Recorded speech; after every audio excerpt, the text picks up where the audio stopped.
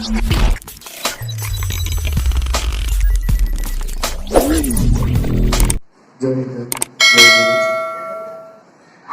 वंदे श्री गुरु श्रीजुता पदकमलं श्री गुरु वैष्णव सावगण रघुनाथमनितं तम सजीवम्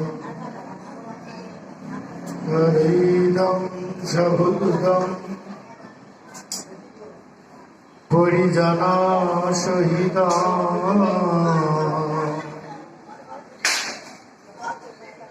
श्री कृष्ण चैतन्य देवा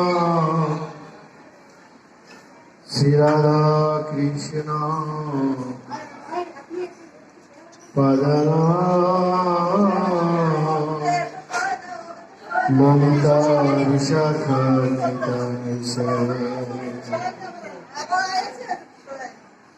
यस्य प्रसाद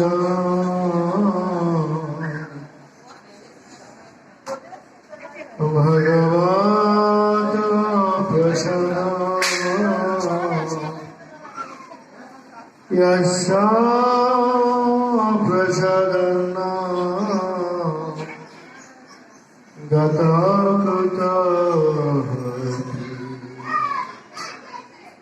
ध्यायामिस्तव श्री शरणं वन्दे गुरो श्री चरणारविन्दम् अजनोलम्बितभुजं कनकवदनं संकीर्तनाय पितरं कमलायतस्मै विश्वम्भरद्विजभरो जुगधर्मपदो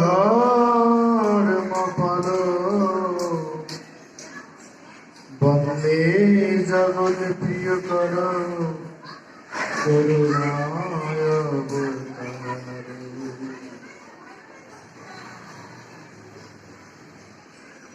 नित्यानंद नमस्ते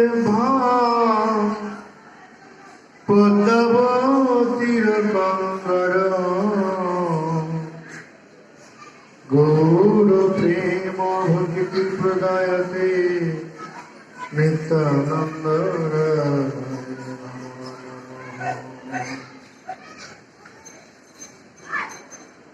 कृष्ण करुणा सिंधु दीनबंधु जगतपति गोपेश गोपिकाकांत राधाकांत नमोस्तुते। वृंदावै तुलसी देवै प्रिया वै केशव कृष्ण भक्ति प्रज देवी सत्यवर्तन नमो जय रूप सनातन भट्ट रघुनाथ श्री जीव गोपाल भट्ट दास रघुनाथ এই সব গোসাইয়ের করি চরণ বন্ধন যাহাতে বিঘ্ন নাই অভীষ্ট পুরাণ। সমাগত সমাসীন সত্যনারায়ণ মন্ডলী, জগন্মাতার বংশোদ্ভূত মাতৃমন্ডলী,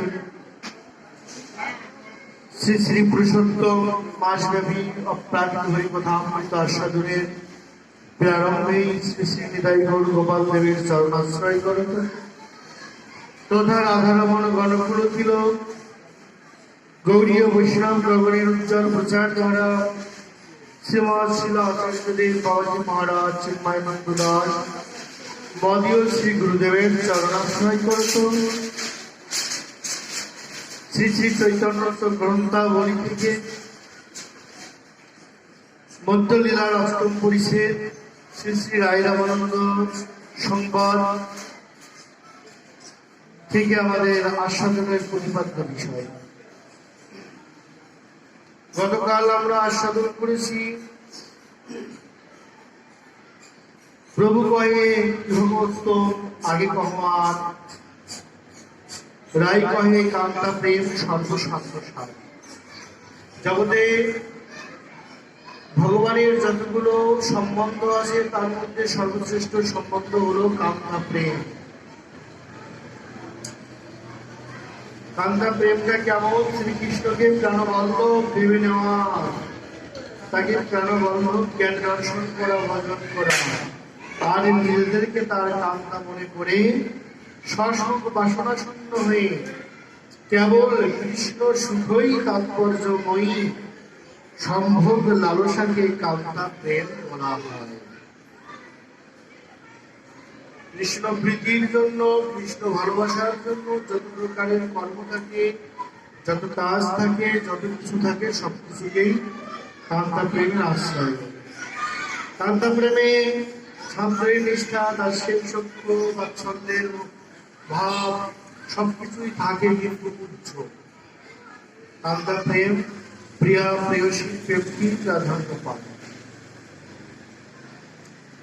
কৃষ্ণ প্রাপ্তের উপায় বহুবিধ হয়, কৃষ্ণ প্রাপ্তের তারতম্য বহুত আশয়।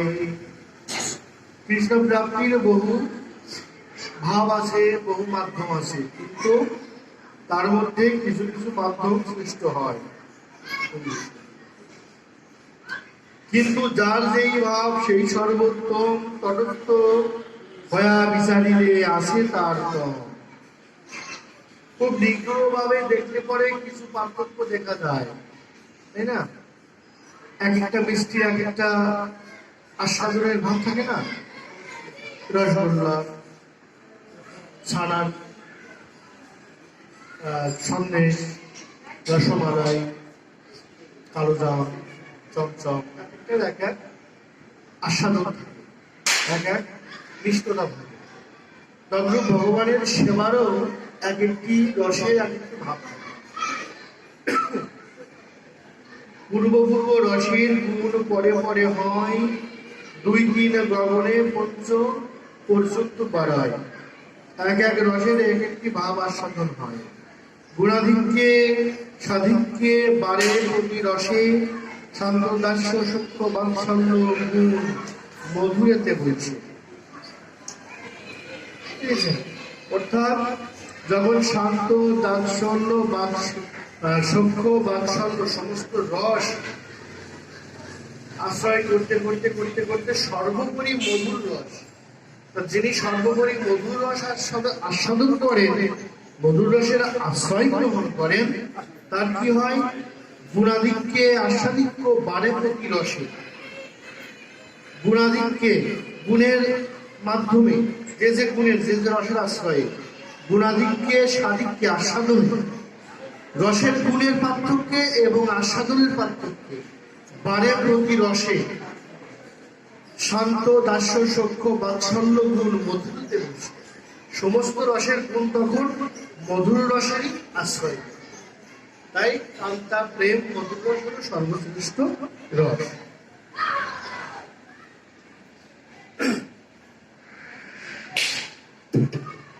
কৃষ্ণের প্রতিজ্ঞা দৃঢ় সর্বকাল, যে জয়ছে ভজে কৃষ্ণ তাজে ভজে তৈছে। কি বললেন? কৃষ্ণের প্রতিজ্ঞা দৃঢ় সর্বকাল। ভগবান প্রতিজ্ঞা করেছেন সর্বকাল।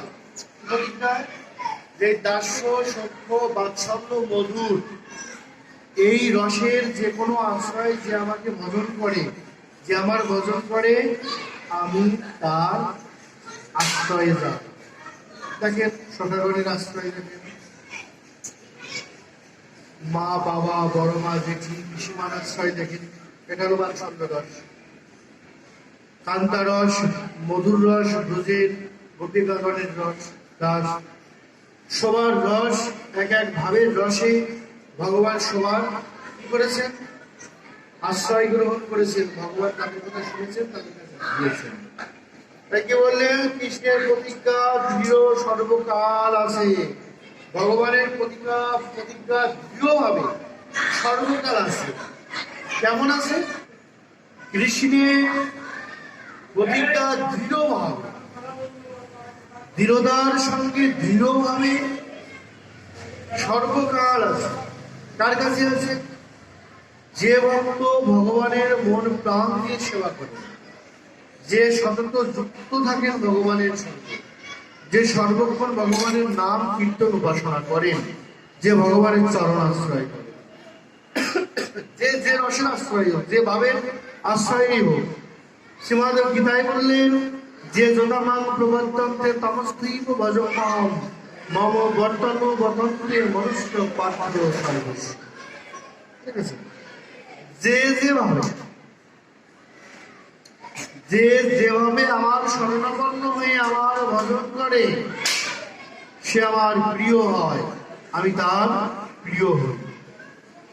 এই প্রেমের অনুরূপ না পারে ভজিতে, অতএব যিনি হয় কহে ভাগবতে। অতএব এই রসের আধারে গোবিন্দকে ভজন করলে, গৌরকে ভজন করলে ভগবান কি হয়? অতএব যিনি হয় কহে ভাগবতে। তার কাছে ভগবান যিনি হয়ে যায়, সে ডাকলে ভগবান তার কাছে আসতে বাধ্য। যদ্যপি কৃষ্ণ সৌন্দর্যে মাধুর্যের ধূর্য, ব্রজদেবী সঙ্গে তার পাড়ায় মাধুর্য। কি বললেন? যদ্যপি, যদিও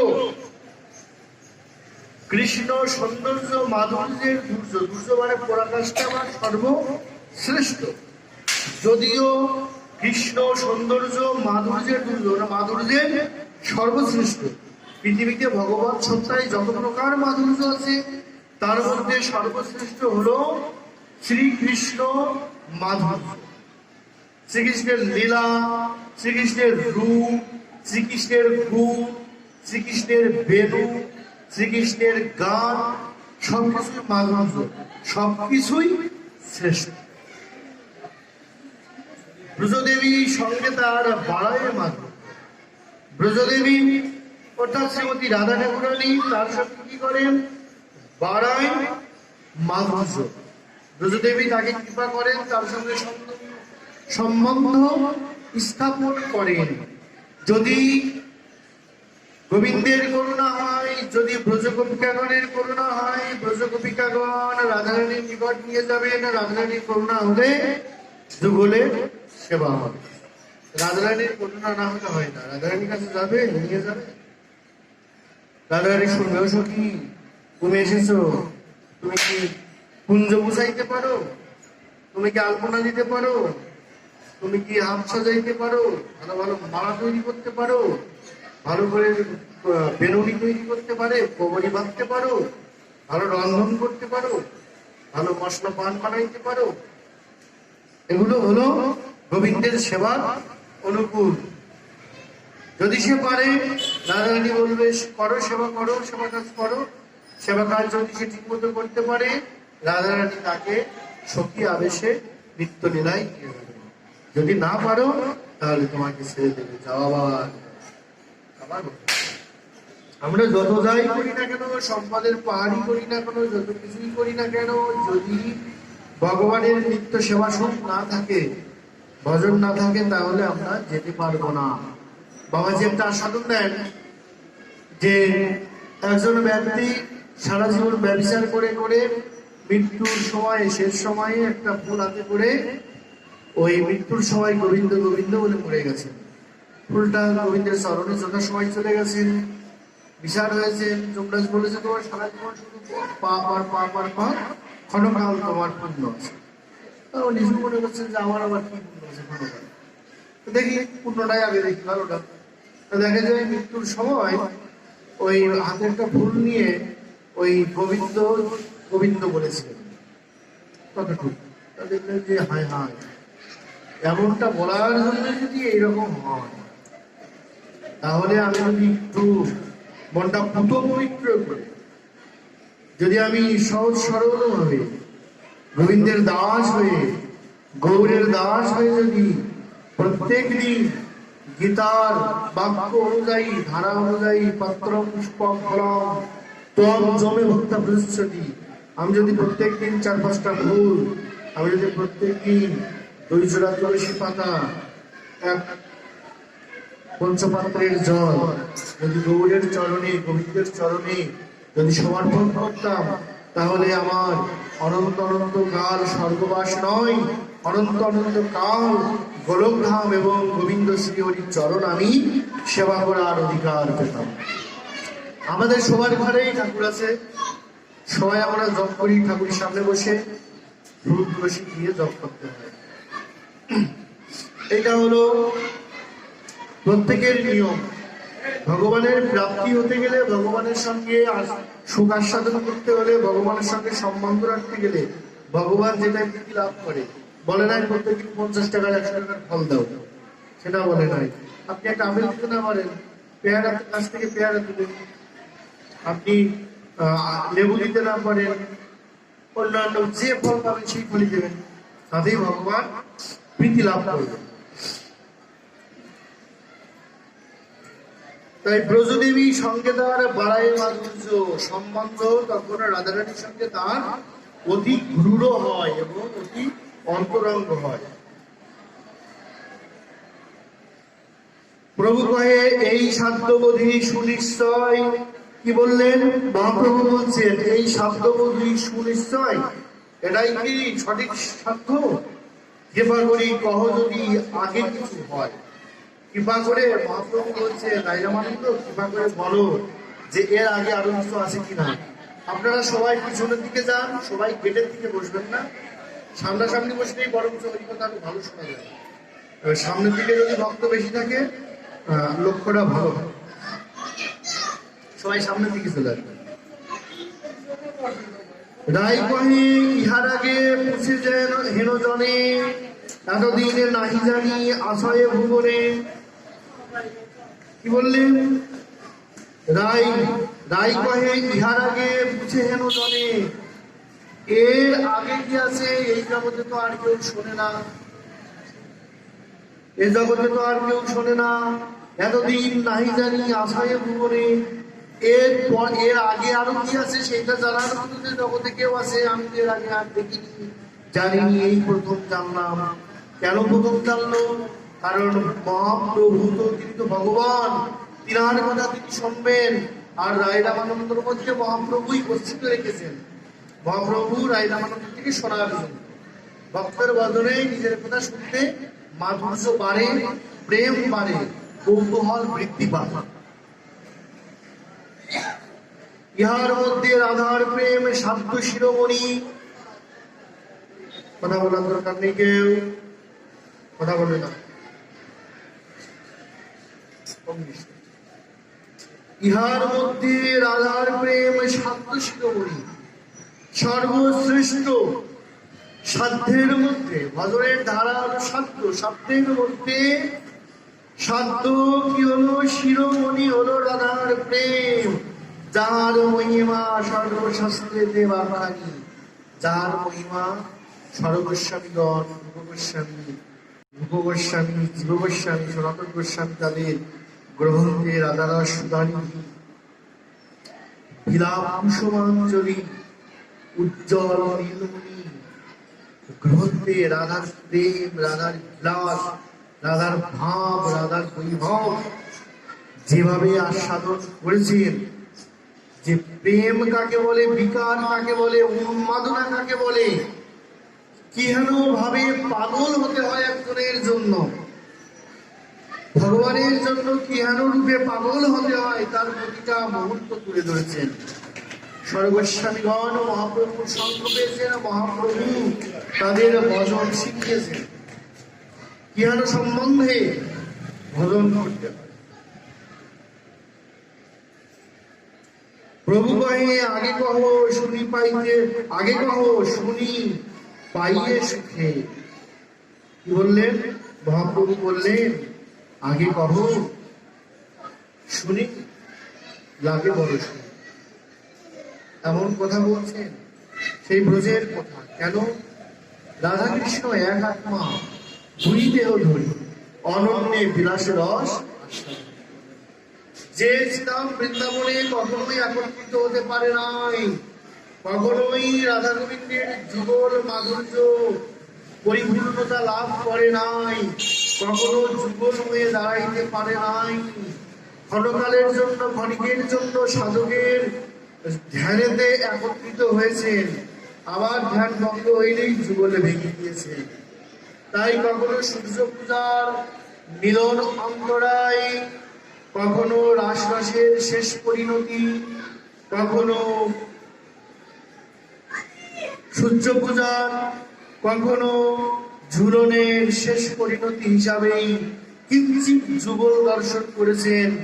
ব্রজের বিশুদ্ধ প্রেমের সেই উদ্ভাসিত রসের আধার ব্রজ কবিকা বৃন্দ কিঞ্চিৎ অধিক কাল অবস্থান করে নাই লীলায়। তাই এবার কি হয়েছে, সেই ব্রজের মাতা এবার রাধায়ঙ্গ রায়ঙ্গে অঙ্গ ধরি কালো বর্ণের ভিতরে লুকাইয়ে এবার গৌর স্বরূপে এসেছেন। উজ্জ্বল বরণ গৌর বড় দেহ বিলসিত নিরবধি ভাব। এবার উজ্জ্বল বরণ ধারণ করে জীবের হৃদয় থেকে সমস্ত কলুষ নাশ করার জন্য, এবার সমস্ত কলুষতা দূরীভূত করার জন্য সেই উজ্জ্বল রূপের আধার হয়ে, সে কিরকম মনে করেন বড় চার্জের টর্চ লাইটের মতো মেরে দিলে সমস্ত অন্ধকার সামনে থেকে দূর হয়ে যায়। তদ্রূপ মহাপ্রভু একটি উজ্জ্বল দীপ্ত কাঠ আবা হয়ে জীবের হৃদয় খালি অন্ধকার, এ কারণে করিলেন দুই ভাগবত সাক্ষাৎ প্রকাশ। সেই দুই ভাগবত প্রকাশ হলেন এক নিত্যানন্দ গৌরচন্দ্র।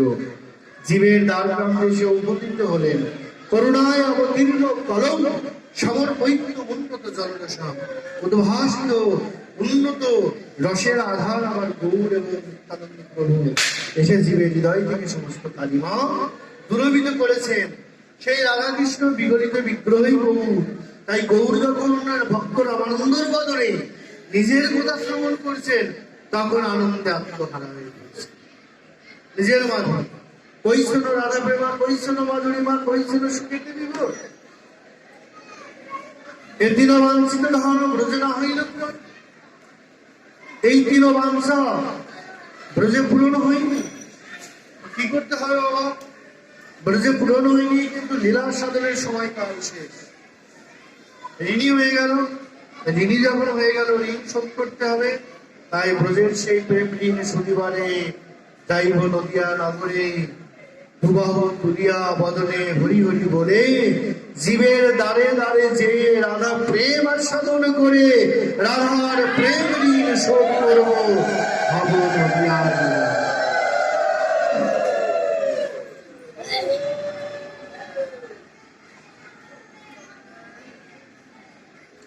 অপূর্ব অমৃত নদী বহে তোমার মুখে, ছড়ি করি রাধাকে নিল গোপীগণের জোরে। কি হলো? অপূর্ব অমৃত নদী, অর্থাৎ অমৃত নদী স্বরূপ হরিকথামৃত তোমার বদনে বহে যাচ্ছে। আমি আস্বাদন করছি, আকণ্ঠ পুরী আস্বাদন করছি, পান করছি, তবুও অতৃপ্তই মিলে যাচ্ছে এই হৃদয়খানা। কারণ হরিকথামৃত শ্রবণাম মঙ্গলাম, জগতের সমস্ত কিছু আস্বাদন করে, সেবা করে, পান করে এই আত্মা, এই দেহ তৃপ্ত হয়, কিন্তু একমাত্র হরিকথামৃত শ্রবণ করে, এই জগতে হরিকথামৃত শ্রবণ করে এই আত্মায় দেহ অতৃপ্তই থেকে চুরি করি রাধাকে নিল গোপীগণের ডোরে। অনাপেক্ষা হইলে প্রেমের গাঢ়তা নাই স্ফুরে, রাধা লাগি গোপীরে যদি সাক্ষাৎ করে ত্যাগে। দেখেছেন কত সুন্দর কথা বললেন, যে চুরি করি রাধাকে নিল গোপীগণের ডোরে, চুরি করে নিয়ে গেলেন। অনপেক্ষা হইলে প্রেমের গাঢ়তা না স্ফুরে, যদি প্রেমে যদি নিষ্ঠা না থাকে, ভক্তি যদি কম থাকে, তাহলে তার মধ্যে কি হয়? গাঢ়তা স্ফুরণ হয় না। গাঢ়তা, একাগ্রতা, নিষ্ঠ যদি না থাকে তাহলে বাবা পাওয়া যায় না। যেমন রাসে রাস আরম্ভ হয়েছে, সমস্ত গোপিকাবৃন্দ একত্রিত হয়েছে। হতে হতে গোপিকাগণের মধ্যে একটি ভাব এসেছে, আমরা না আসলে গোবিন্দ এই লীলা বিহার করতে পারে না। যখনই এমন ভাবনাটা এসেছে, গোবিন্দ রাসলীলা থেকে অন্তর্ধান আর এই খুঁজে কোথাও পাচ্ছেন না। তখন কি করেছেন, সমস্ত সখীগণ একে একে বসে এক জায়গায় বসে কথা বলতে বলতে সবাই পিঠে পিঠ লাগিয়ে বসে নয়নের জলে বক্ষ বিলাপিত করছেন আর প্রাণনাথ প্রাণ গোবিন্দ প্রাণনাথ করে রয়েছেন।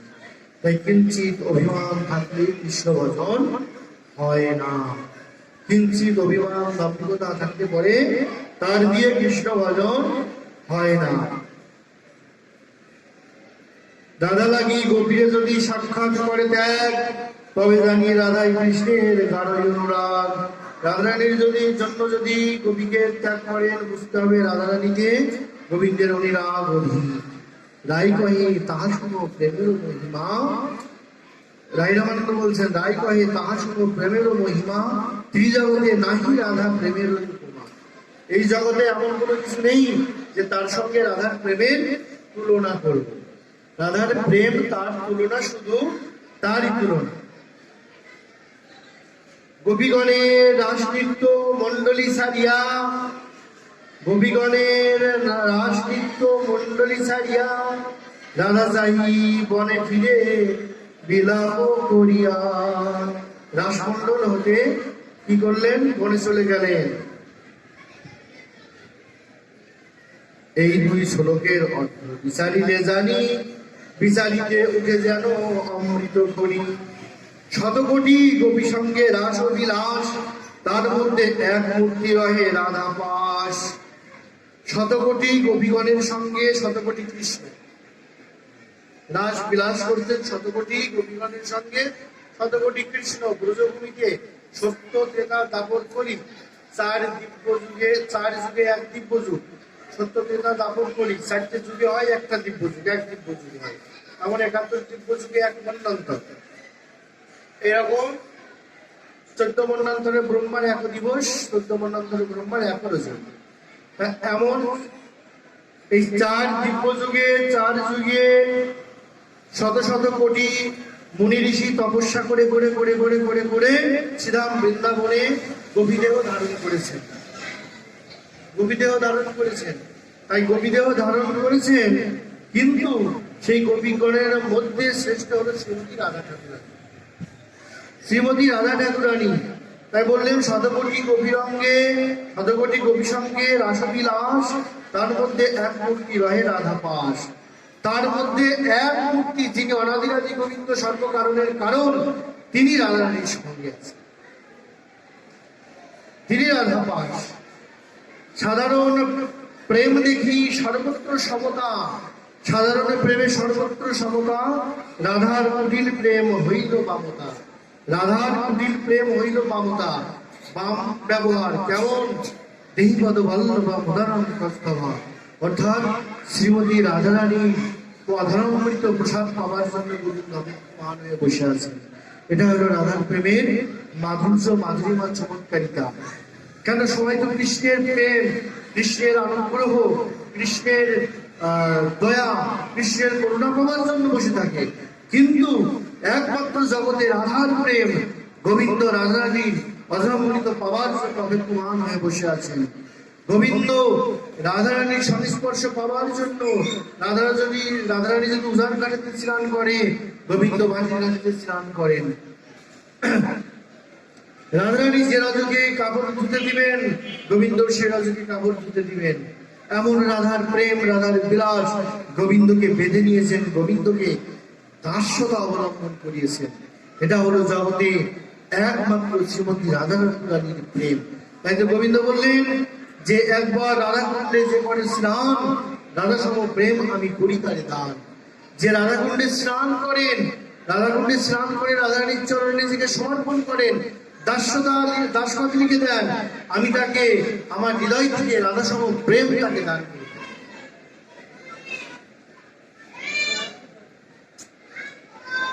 ক্রোধ করি রাস ছাড়ি গেলামান করি, তারে না দেখিয়া ব্যাকুল হইলা শ্রীহরি। সংগ্রাম সার সাধনা সম্যক সার সাধনা কৃষ্ণের রাসলীলা, রাসলীলা বাসনাতে রাধিকা শৃঙ্খলা। রাসে সবাই একত্রিত হয়ে কি করলেন, তার মধ্যে রাধারানীর সবাই রাধারানীর আশ্রয়ে রাস বিলাস করছেন। রাধারানী যেভাবে বলবেন সেইভাবেই রাসলীলাটা পরিচালনা হবে। তাহা বিনু রাসলীলা নাহি ভয় শীতে, মন্ডলী ছাড়িয়া গেলা রাধা অসন্ধিকে। এবার রাধারানীও মন্ডলী ছেড়ে চলে গেলেন। ইতস্ত ভূমি কাহা রাধা না পায়া, বিষাদ করেন কাম মনে ক্ষিপ্ত হইয়া। এবার রাধারানী যখন রাসমন্ডল ছেড়ে চলে গেলেন, হঠাৎ কিঞ্চিত রাধারানীকে না দেখে গোবিন্দ এবার বিষণ্ণ বদনে কি করছেন, অন্বেষণ করছেন, চুরি করে করে কেউ যাতে বুঝতে না পারে এমন ভাবে অন্বেষণ করছেন আর ক্রন্দন করছেন। শতকোটি গোপীকে কহে কাম নির্বাপন, ইহাতেই অনুমানী শ্রীরাধার।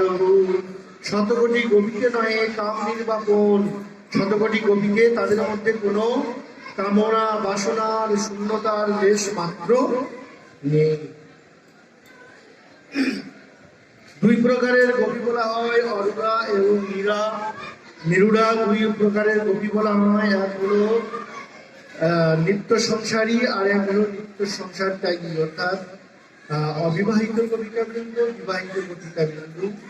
দুই প্রকারের গোপী ব্রজগোপী, কিন্তু দুই প্রকারের ব্রজগোপী যোগমায়ার করুণায় এনারা কখনোই মায়ায় আকৃষ্ট হয়নি, মায়ার সংসারের মায়ায় কখনো প্রবিষ্ট হয়নি, সংসারের মায়াবন্ধন তাদের কখনোই স্পর্শ করতে পারেনি, তারা কখনোই সন্তান সম্ভব হয়নি, তারা সর্বক্ষণ গোবিন্দের নিত্য লীলা আস্বাদন করেছে।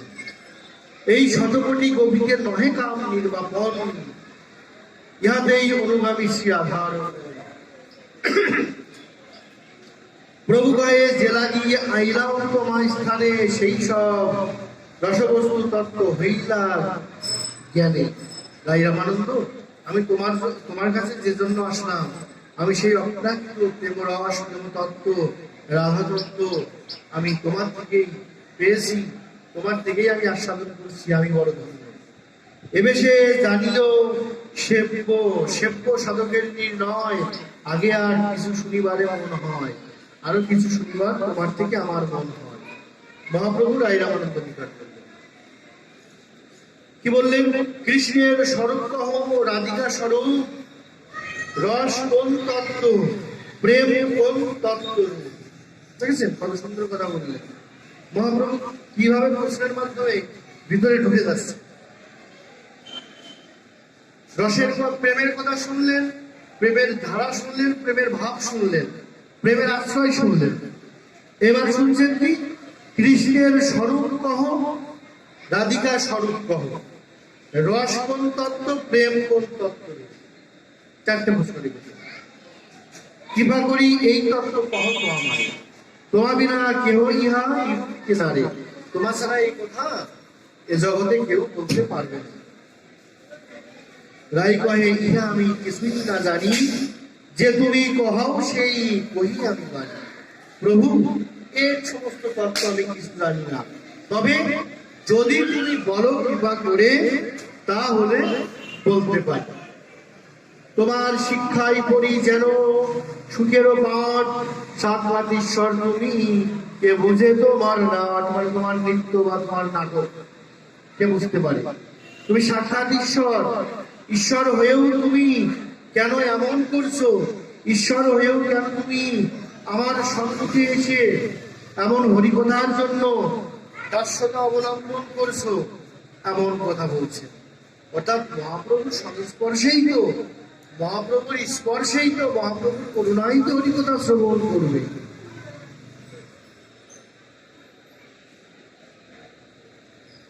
মহাপ্রভুর করুণাই তো রাই রামানন্দ হরিকথামৃত কীর্তন করবে। মহাপ্রভুর করুণা হলে তো হবে না, ভগবানের করুণা না হলে ভক্ত কিছুই করতে পারেন না। হৃদয়ে প্রেরণ করো জিহ্বায় কহাও বাণী, তুমি হৃদয়ে এসে বসো আর জিহ্বায় তোমার বাণী উচ্চারণ করো। কি কহে ভালো মন্দ কিছুই না জানি, প্রভু কহে মায়াবাদী আমি তো সন্ন্যাসী, ভক্তি তত্ত্ব নাই জানি মায়াবাদে ভাসি। আমি তো মায়াবাদ সন্ন্যাসী, সন্ন্যাসী আমি মায়াবাদ। আমার কর্তব্য, আমার কর্মটা হলো বেদ অধ্যয়ন, স্মৃতি শ্রুতি ব্যাকরণ অলঙ্কার নিয়ে আমার আলোচনা। আমি তো প্রেম তত্ত্ব জানি না। সার্বভৌম সঙ্গে মোর মন নির্মল হইল, কৃষ্ণ ভক্তি তত্ত্ব কথা তাহার বুঝি। কি বললেন? আমি তো মায়াবাদী সন্ন্যাসী, এত কিছু বুঝি না। তাই সার্বভৌম পণ্ডিতের সঙ্গে আলোচনা করে আমার হৃদয়টা নির্মল, শুদ্ধ এবং স্বচ্ছ হয়েছে। তাই কৃষ্ণ প্রেম, কৃষ্ণ কথা শ্রবণের জন্য আমার হৃদয়টা উৎকণ্ঠিত হয়েছে। কৃষ্ণ ভক্তি তত্ত্ব কথা তাহারে বুঝিল, তাই আমি তার কাছে শুনেছি। সে আমাকে না বলে তোমার কথা বলে দিয়েছে। কেহ কহে আমি নাই জানে কৃষ্ণ কথা, সবে রামানন্দ জানে দেহ আমি। তাই সার্বভৌম পণ্ডিত বলেছেন আমি তো কৃষ্ণ কথা জানি না, রায় রামানন্দ জানেন। প্রভু তুমি রায় রামানন্দের নিকট চলে যাও। দেখেছেন? তোমার ঠাই আইলাও মহিমা শুনিয়া, তুমি মরে স্তুতি করো সন্ন্যাসী জানিয়া। আমি সার্বভৌম পণ্ডিতের বদনতে তোমার কথা শ্রবণ করে তোমার কাছে এসেছি, আর তুমি এখন বলছো আমার মায়াবাদী সন্ন্যাসী থেকে আমাকে প্রণাম করে ছেড়ে দিচ্ছ। সেটা তো হবে না, তোমাকে বলতেই হবে হরি কথা। কিভাবে কিভাবে সূত্রে কেড়ে নয়, ভালো করে শুনবেন।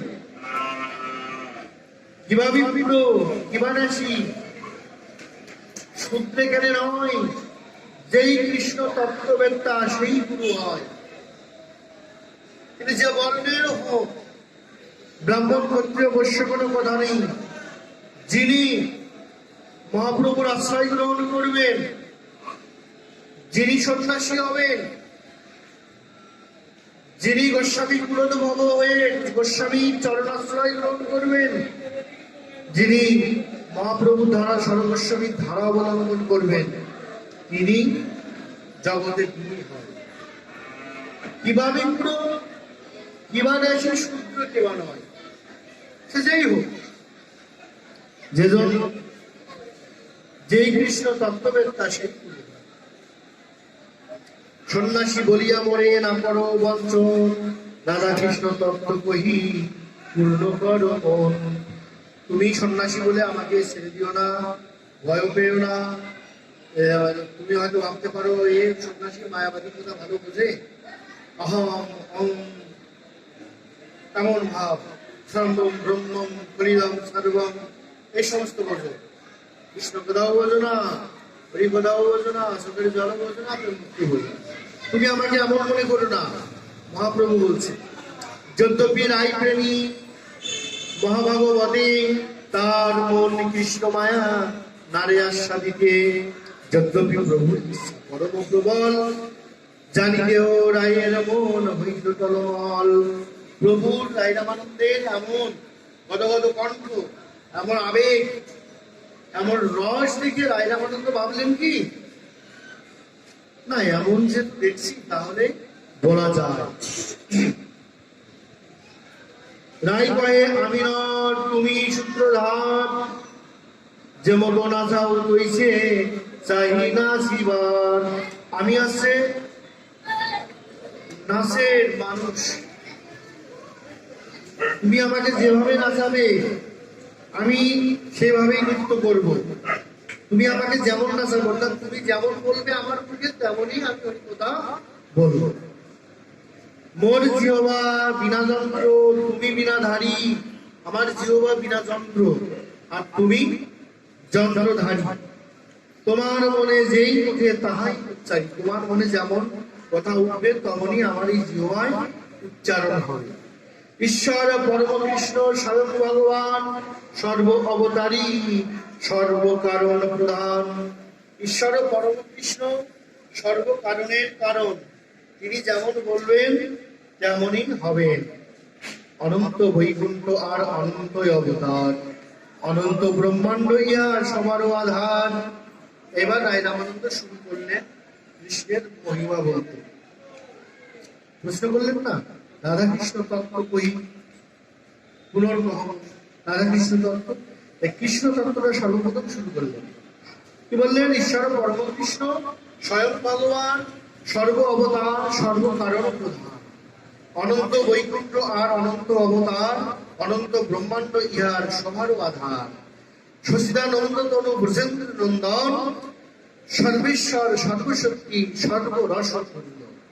যিনি সচিদানন্দ বিগ্রহ, যিনি ব্রজেন্দ্র নন্দন, তিনি সর্বৈশ্বর্য সর্বৈশ্বর্য সর্বশক্তি সর্বরসপূর্ণ আধার। ঈশ্বর পরম কৃষ্ণ সচিদানন্দ বিগ্রহ, অনাদি আদি গোবিন্দ, সর্বকারণের কারণ। বৃন্দাবনে অপ্রাকৃত নবীন মদন মোহন, কাম গায়ত্রী কাম বীজে যার উপাসন। কি বললেন? বৃন্দাবনে অপ্রাকৃত নবীন মদন, নবকৈশোর কৃষ্ণের যতটুকু খেলা, সর্বোত্তম নরলীলা নরবধূ যাহার স্বরূপ। নরবধূ অর্থাৎ এই নরদেহ, আর রূপটা কেমন? নবকৈশোর নটবর। কৈশোরে সবেমাত্র পা রেখেছেন, নবকৈশোর নটবর এই রূপখানা। সেই ব্রজেন্দ্র নন্দন হলো ঈশ্বর পরম কৃষ্ণ সচিদানন্দ বিগ্রহ। কাম বীজ কাম গায়ত্রী হয় যার উপাসনা। সবাই তোমাদের কাছ থেকে মন্ত্র নিয়েছেন না? কাম বীজ কাম গায়ত্রী কেমন উপাসনা হয়? কাম বীজ হলো অপ্রাকৃত কামদেব শ্রীকৃষ্ণের উপাসনার বীজ মন্ত্র। শ্রীকৃষ্ণ উপাসনার যে অষ্টদশ অক্ষরের বীজ মন্ত্র, সেটা হলো কাম বীজ কাম গায়ত্রী। এই কাম বীজ কাম গায়ত্রী উপাসনা করে ভগবানকে উপাসনা করতে হয়, পাওয়া যায়। যেমন এই কামদেব ভগবানের উপাসনা করেছিলেন, ভগবানের চরণে দাসত্ব দিয়েছিলেন। কেমন করে? কামদেব বললেন, জগতে আমি সবাইকেই পরাজিত করেছি, আমি তোমাকেও পরাজিত করব। তাই ভগবানের লীলা দর্শন করতে এসে কামদেব নিজেই ভগবানের রূপে মোহিত হয়ে বললেন। তাই সেখান থেকেও ভগবানের এক নাম মদন মোহন।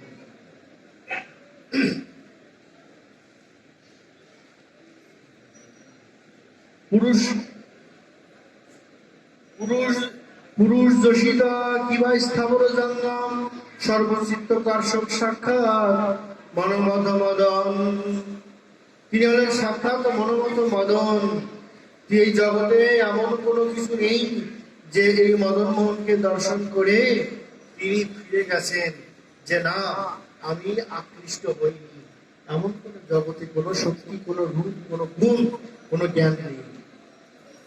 নানা ভক্তের রসামৃত নানাবিধ হয়, সেই সব রসামৃতের বিষয় আশ্রয়।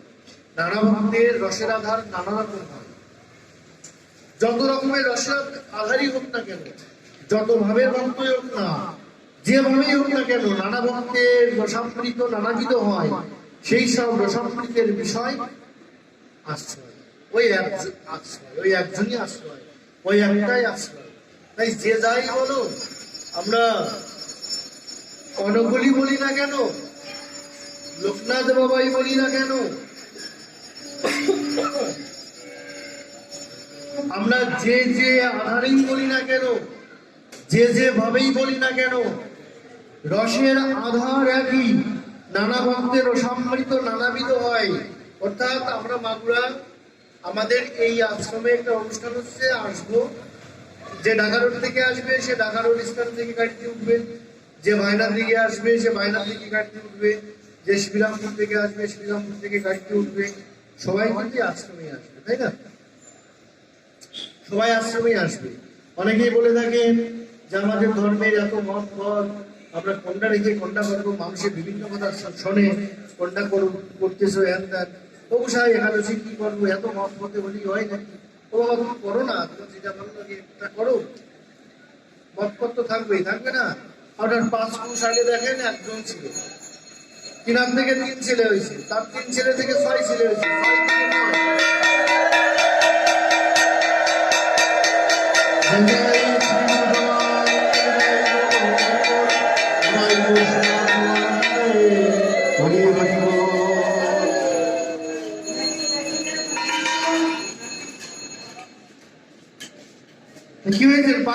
আগে একজন ছিলেন, তার থেকে 3 জন, তার থেকে 6 জন, তার থেকে 9 জন, তার থেকে 12 জন, তার থেকে 15 জন, এখন হয়েছে 18 জন। 5 পুরুষ পরে 18 জন হয়েছে, দেখেছেন? এখন এই 18 জনের বংশ পরম্পরায় যারা আছে, হওয়া মোড়া অসুখ পালন করি কেমন না, অস্বীকার করি আমরা অস্বীকার করতে পারি না, অসহজ পালন করে থাকি। তাহলে যে আমাদের সনাতন ধর্মের এত মত এত পদ, আপনি অস্বীকার করবেন কি রূপে? অস্বীকার করার আছে, অস্বীকার করার নেই। তবে যে মতটা, যে পথটা আপনার ভালো লাগবে, সেই মত পথ, যে মত পথে গোবিন্দের চরণাশ্রয় করা যাবে, সেই মত পথটাই আমরা আশ্রয় করব। সেটাই অনন্য চিন্তান্ত মাং যোজনা করেছে পাশে উদ্ভাসিত চিত্তে, অনন্য চিত্তে যে চরণ আশ্রয় গ্রহণ করলে আর কোনো কিছু করা লাগে না, সেই চরণ আশ্রয় গ্রহণ করবো, তাকেই ভজন করবো, এটাই। তবে যদি অন্য কেউ অন্য কোনো ভজন করেন, অন্য কোনো আশ্রয় করে, সেটাকে সরাসরি ভুল বলা যায় না, ভুল বলা যাবে না। সেও ভগবান বললেন বিভূতি যোগে যে সেও পক্ষান্তরে ঘুরে আমার কাছে আসে।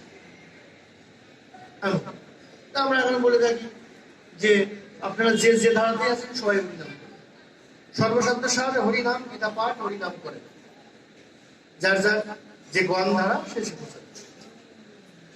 এমন ভাব। তাই নানা ভক্তের রসামৃত নানাবিধ হয়, সেই সব রসামৃতের বিষয় আশ্রয়, সে তার বিষয় বা আশ্রয় একমাত্র ভগবান অনাদিরাদি বলবে। সিংহায় রসরাজময় মূর্তিধর, অতএব আত্ম পর্যন্ত সর্বচিত্র হর। আত্ম মানে নিজ, এখানে শ্রীকৃষ্ণকেই বুঝিয়েছেন যে সিংহার রস রাজময়, সেই সিংহার রসের আধার মূর্তিধর নারায়ণ শ্রীহরি, সেই রসের আধার মূর্তিধর মুরলীধারী।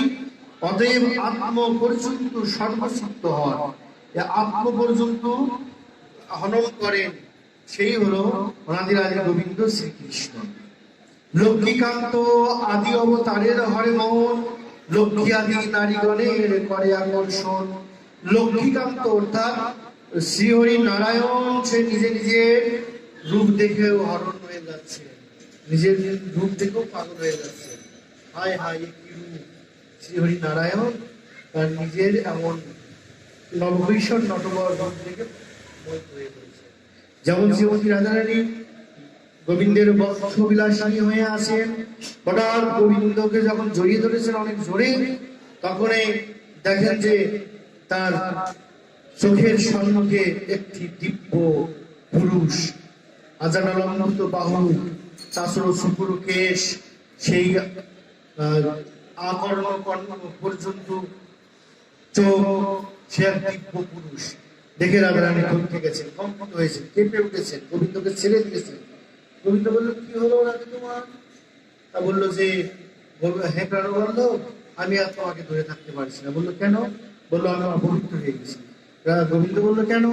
বললো আমি তোমার বক্ষে আছি, তোমাকে জড়িয়ে ধরেছি, কিন্তু আমি কেন অন্য পুরুষের রূপ দর্শন করলাম? গোবিন্দ বললো, কি পুরুষের রূপ দর্শন করেছো বলো তো একটু।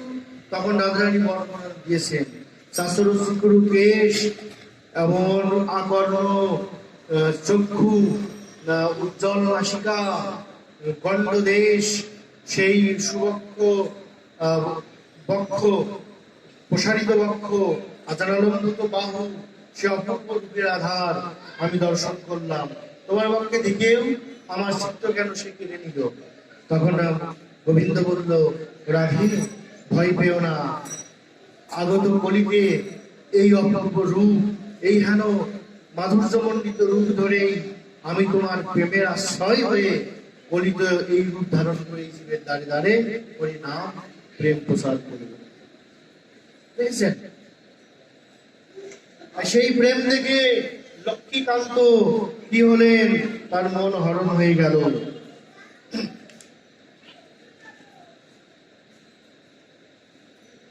আপন মাধুর্য হরে আপনার মন, আপনে আপনা চাহে করিতে আলিঙ্গন। কি হলো? নিজে নিজের রূপ মাধুর্য দেখে, দর্শন করে, আস্বাদন করে, আনন্দ আত্মহারায় নিজে নিজের রূপকে আলিঙ্গন করার জন্য কি হয়েছে? আগ্রহী হয়েছে, উৎকণ্ঠিত হয়েছে। আপন আপন মাধুর্য হয় দর্শন করে। আপনার মন, নিজের মন আপনে আপনা চাহে করিতে আলিঙ্গন, নিজেই নিজেকে আলিঙ্গন করতে চাচ্ছে। রাধাকৃষ্ণ যে এক বিগ্রহ একাত্মা, এই তার প্রমাণ। সংক্ষেপে কহিল এই কৃষ্ণের রূপ, এবে সংক্ষেপে কহি শুনো রাধা তত্ত্ব রূপ। এই হলো সংক্ষেপে রায় রামানন্দ মহাপ্রভুর নিকট কি করলেন? কৃষ্ণ রূপের কথা, তত্ত্বের কথা বললেন। এবার সংক্ষেপে কহি শুনো রাধা তত্ত্ব রূপ। কৃষ্ণের অনন্ত শক্তি, তাদের তিন প্রধান: চিৎ শক্তি, মায়া শক্তি, জীব শক্তি নাম। অন্তরঙ্গা বহিরঙ্গা তটস্থা কহি যারে, অন্তরঙ্গা স্বরূপ শক্তি সবার উপরে। অন্তরঙ্গ এবং বহিরঙ্গ দুই শক্তি, তার মধ্যে অন্তরঙ্গ সবার উপরে।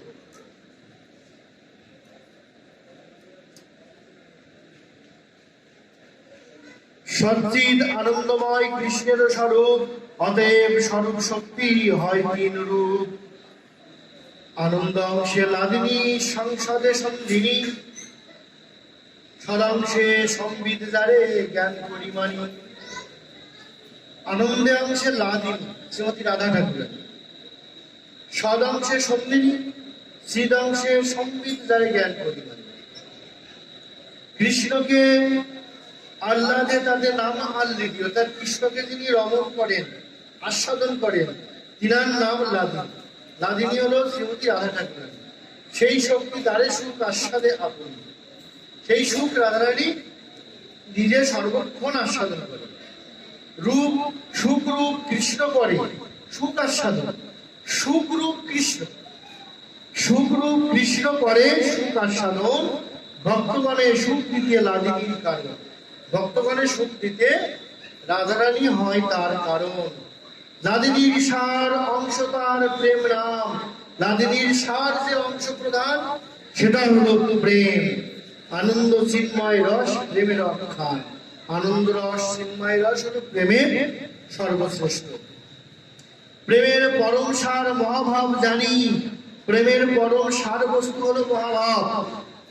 সেই মহাভাব রূপা রাধা ঠাকুরানী, সেই মহাভাব রূপটা হলোই শ্রীমতী রাধা ঠাকুরানী। প্রেমের স্বরূপ দেহ প্রেম বিভাবিত, কৃষ্ণের প্রেয়সী শ্রেষ্ঠা জগতে বিদিত। প্রেমের স্বরূপ রাধারানী, প্রেমের স্বরূপ দেহ প্রেম বিভাবিত।